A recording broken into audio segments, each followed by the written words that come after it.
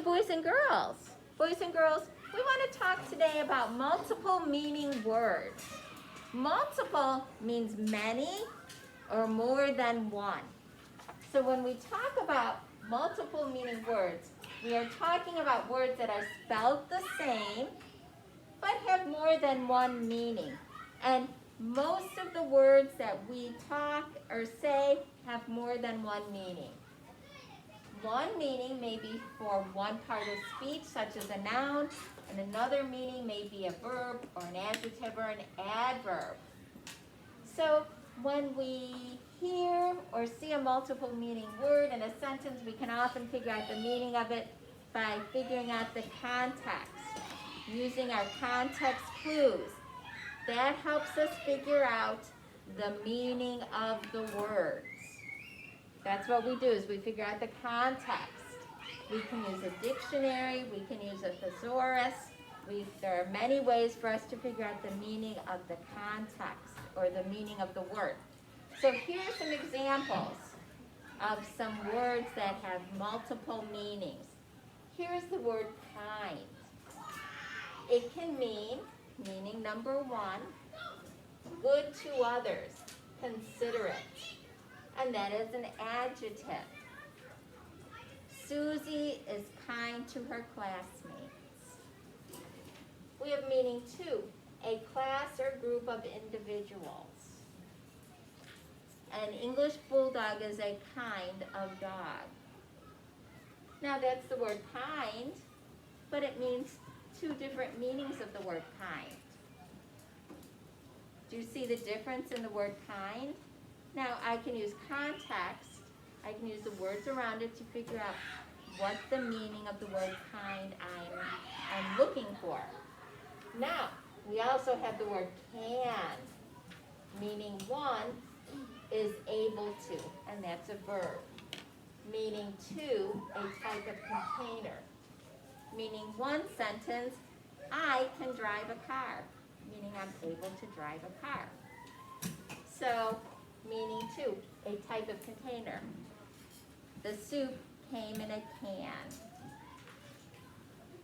So I look at context to figure out which meaning I'm going for. So here's what we're going to do. Now I have a page. Everybody look at your page. And it has some multiple meaning words on it. And so what we want to practice doing, boys and girls, is reading the sentence, circling the correct definition. Then we're going to write the context clues that help us figure it out. So the first one has been done for us. So let's, boys and girls,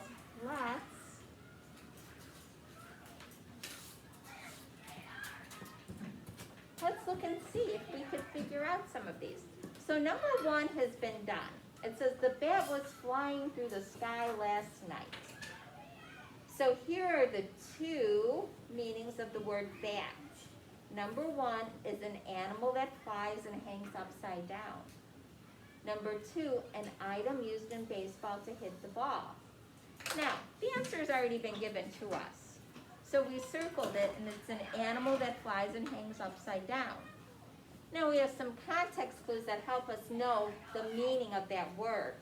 We can see that we have flying, we have sky, and we have night.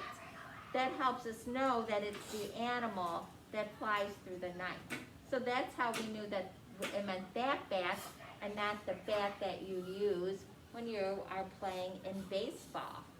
Okay, boys and girls? So let's look at number two, the second multiple meaning word. Who would like to read that one for us? Elisa? The picture is number 7 on the table. Okay, so read our two meanings for us. 1. An item used to store Liquids. liquids. 2. A member of a baseball or softball team who throws the ball. Okay, so which meaning is it, Elisa? Is it meaning one or meaning two? 2. Two. Okay, so circle number two. Circle number two. Circle the whole number two. And then what are the context clues? What are the clue words that tipped you off, Elisa, that it was meaning number 2? It says the pitcher is number 7 on the team. So what were the context clues for number 2? Team. Team, Throws. throws, And ball. and ball. Does it say ball? That's not in the sentence. No, at the top. Not in the sentence. We're looking at the sentence. On top, the pitcher. Because throw is not in the sentence that says. Oh, team. Flying night. So it would just be, oh, I'm sorry. So throws isn't in it. So it would definitely be the word team, I think, helps us. So we didn't have throws wasn't in the sentence. So sorry, boys and girls, we can't have the word throws because that's not in our sentence. We can't use that. So we can have team. Team, that helps us know. Team. That was our context clue. Okay? So let's look at number 3. Yes, Ethan. I saw a bear climbing and a tree at the zoo. Okay, so what are our 2 meanings? Carry or take for Responsibility for a And then- large, heavy mammal with chick, Thick. thick fur, and a short tail. Okay, so which one do we think it is? What meaning is that bear?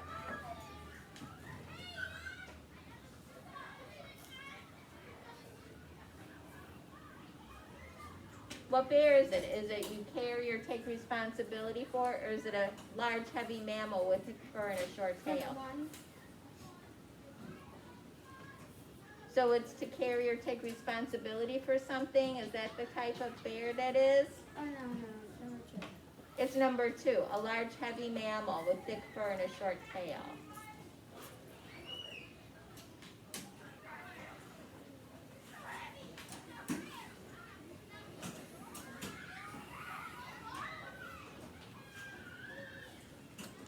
Okay, so what are our context clues? What are the clues that tell us this is it? Large, heavy mammal, thick, Okay, how about if we do, but that's not in the sentence. We're only looking for clue words in the sentence. I saw a bear climbing a tree at the zoo. In the sentence, in this sentence here.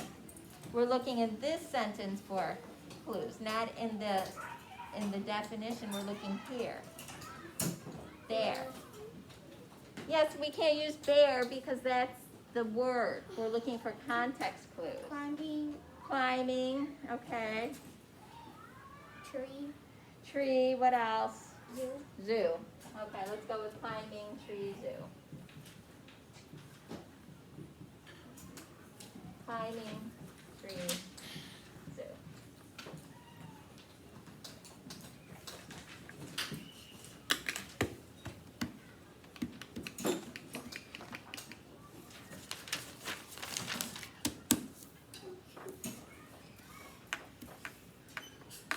Okay, now here's what we're going to do.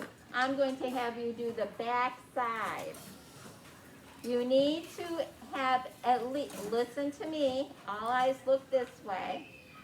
You should have at least 2 context clues for each of them.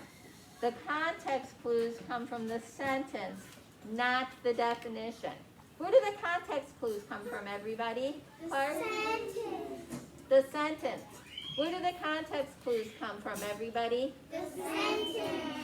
The context clues come from the sentence. Where do they come from? The sentence. They come from the sentence, not from the definition, because you wouldn't have a definition. You would have a sentence. That's where you find your context clues. Okay, boys and girls, get to work. Good job.